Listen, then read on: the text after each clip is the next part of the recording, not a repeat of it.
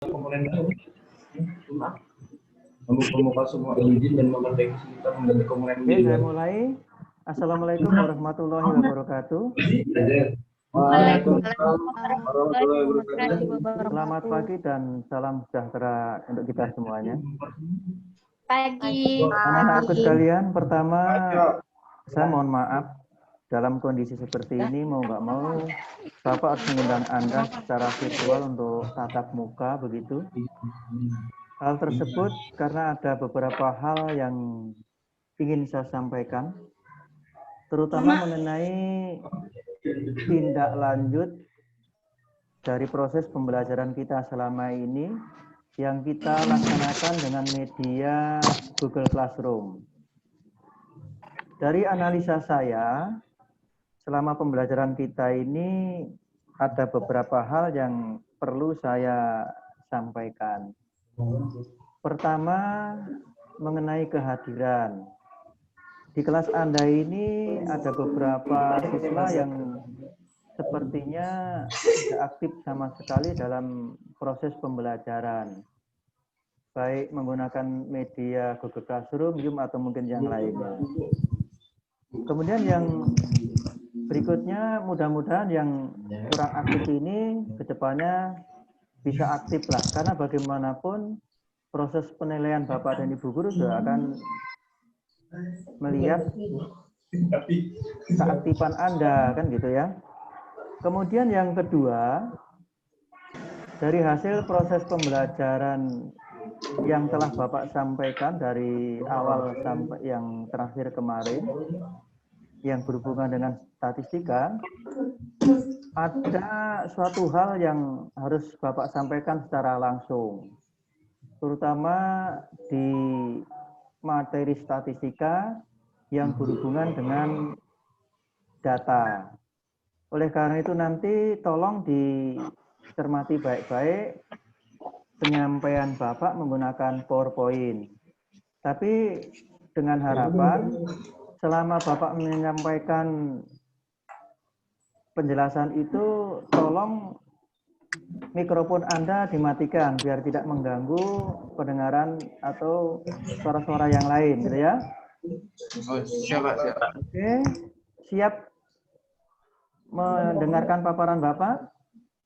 Siapa? Oke, untuk sementara tolong dinonaktifkan dulu mikrofonnya.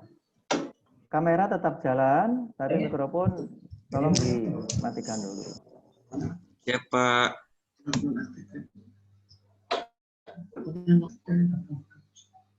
Melihat tampilan? Lihat tampilan, nak ya? Apa yang Anda lihat, nak?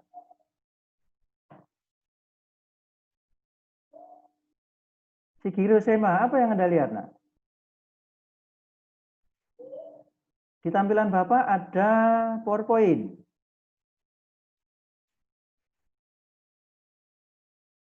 Oke, ini Bapak ingin menyampaikan sedikit mengenai data. Kenapa saya pilih data? Dari analisa pembelajaran selama ini, kayaknya di bagian data ini ada beberapa kekurangan Anda, sehingga ketika melaksanakan atau mengerjakan tugas dari Bapak itu, mohon maaf, banyak yang tidak sesuai yang Bapak harapkan. Oke, Bapak akan bicara mengenai data. Data dalam statistika itu ada dua macam, ada data tunggal dan data berkelompok. Data tunggal itu yang seperti apa? Ini contoh daripada data tunggal yang ditulis secara berjajar seperti ini. Kenapa kok dikondisikan seperti ini? Karena kemungkinan jumlah datanya itu sedikit. Mungkin kurang daripada 30, kurang dari 20, atau bahkan kurang dari 10. Sehingga penulisannya cukup dengan cara mendaftar seperti ini. Kemudian ketika Anda ingin memproses seperti mencari modus, median atau mungkin kuartil, terutama adalah median dan kuartil, Anda cukup mengurutkan saja dari yang terkecil ke yang besar atau yang dari besar ke kecil. Tapi pada umumnya mengurutkan dari yang kecil ke yang besar. Nah, setelah diurutkan, tinggal Anda ingin cari apa? Misalnya ingin cari median. Maka tinggal Anda membagi dua, cari titik tengahnya. Nah, kalau sudah ketemu, misalnya karena datanya ganjil, maka angka yang di tengah-tengah itulah yang merupakan median. Tapi kalau datanya genap, di tengah-tengahnya itu ada dua angka. Dijumlahkan yang terdekat itu baru dibagi dua. Ya, kalau mencari median. Tapi kalau mencari kuartil, kuartil itu adalah perempatan, maka data itu dibagi 4. Sehingga ketemu 3 bilangan sebagai pembatas. Sebelah kiri, tengah, dan kanan. Yang sebelah kiri itu yang sering disebut dengan kuartil 1 atau kuartil bawah. Yang tengah itu disebut dengan kuartil 2 atau yang sering disebut kuartil tengah atau sama dengan median. Kemudian yang sebelah kanan itu disebut Q1, Q3 atau disebut kuartil atas. Ya. Seperti itu. Jadi sangat mudah. Nah, untuk data tunggal dari analisa Bapak yang selama ini dalam proses pembelajaran, untuk Anda sudah tidak ada masalah. Tapi yang banyak masalah ada pada data berkelompok. Ya, pada data berkelompok.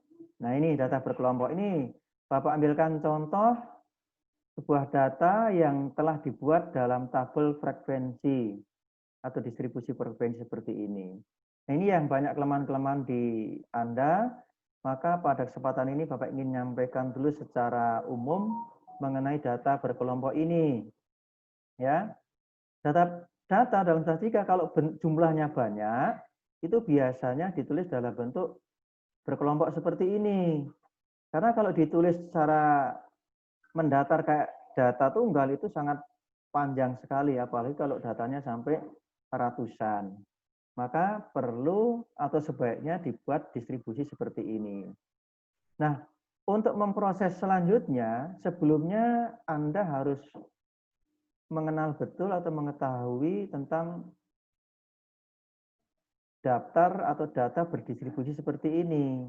Di antaranya ada yang namanya interval kelas, panjang interval kelas, batas interval kelas. Batas itu ada dua, ada batas bawah dan batas atas. Kemudian ada tepi batas. Tepi batas ada dua juga, tepi batas bawah dan tepi batas atas. Nah, sekarang kita akan bicarakan satu persatu. Interval kelas itu yang mana? Nah, interval kelas itu ini kita lihat nak ya. Ini ada 41 sampai 45, 46 sampai 50 dan seterusnya. Ini yang disebut dengan interval kelas. Sehingga kalau kita hitung ada 1, 2, 3, 4, 5. Ada 5 interval kelas. Paham ya? Kemudian yang kedua, panjang interval kelas. Panjang interval kelas itu yang mana? Gitu loh. Kita ambil contoh yang pertama ini. 41 sampai 45 ini rentangnya ada 5. 41, 42, 43, 44, 45. Nah, berarti panjang interval kelasnya 5. Seperti itu. Masing-masing kelas panjangnya harus sama. Tidak boleh tidak sama. Kalau misalnya 5 ya 5 semua. Kalau 6 ya 6 semua dan seterusnya begitu. Kemudian yang ketiga, batas interval kelas. Batas itu yang mana? Kita lihat lagi. Kita lihat ya, ini ada kelompok angka atau bilangan yang ada di sebelah kiri dan ada kelompok bilangan di sebelah kanan. Bilangan-bilangan yang ada sebelah kiri ini disebut dengan batas bawah kelas interval. Yang sebelah kanan disebut dengan batas atas kelas interval. Jadi yang sebelah kiri batas bawah, yang sebelah kanan batas atas. Paham gitu ya? Jadi masing-masing punya batas bawah dan batas atas. Kemudian yang keempat, tepi batas. Tepi batas itu yang mana? Tadi ini merupakan batas bawah, ini merupakan batas atas. Sekarang tepi batasnya yang mana? Tepi batas bawah itu batas bawah dikurangi 0,5 jika bilangannya adalah bilangan bulat. Ya, bilangan bulat. Yang tepi atas adalah batas atas ditambahi 0,5. Kalau yang di sebelah kiri atau bawah dikurangi 0,5, yang bagian atas ditambahi 0,5. Nah, ini memang kondisi seperti ini jarang sekali dipaparkan atau dibahas dalam buku, karena biasanya buku-buku tertentu itu langsung memakai dan langsung memproses begitu saja. Oleh karena itu pada pembelajaran terakhir kemarin saya lihat banyak sekali kelemahan-kelemahan Anda, terutama pada data yang berbentuk berdistribusi frekuensi. Sampai-sampai ketika ada penugasan dari Bapak itu, apa yang Bapak minta atau yang Bapak tanyakan, jawaban Anda itu sangat berbeda sekali. Yang saya tanyakan itu nilai minimal, bukan banyaknya yang diterima, kan gitu. Nah, ini setelah saya analisa, kemungkinan karena di bagian data berdistribusi ini masih perlu penjelasan secara lebih lanjut. Oke, mungkin itu penjelasan sederhana dari Bapak mengenai tabel distribusi frekuensi. Ya, mudah-mudahan yang sekilas ini nanti bisa menambah wawasan Anda, kemudian bisa membantu untuk menjawab atau mungkin melaksanakan tugas-tugas yang lainnya yang berhubungan dengan statistika, terutama pada tabel berdistribusi frekuensi. Demikian dulu nak untuk penjelasan dari Bapak. Untuk selanjutnya masih ada waktu sedikit. Kalau memang ada yang ingin disampaikan, nanti silahkan Anda buka mic-nya, bisa komunikasi langsung dengan Bapak. Terima kasih untuk sementara. Saya tutup dulu nak ya. Kemudian nanti Ya, kita berinteraksi langsung. Terima kasih. Saya kira Assalamualaikum warahmatullahi wabarakatuh. Waalaikumsalam. Waalaikumsalam warahmatullahi wabarakatuh.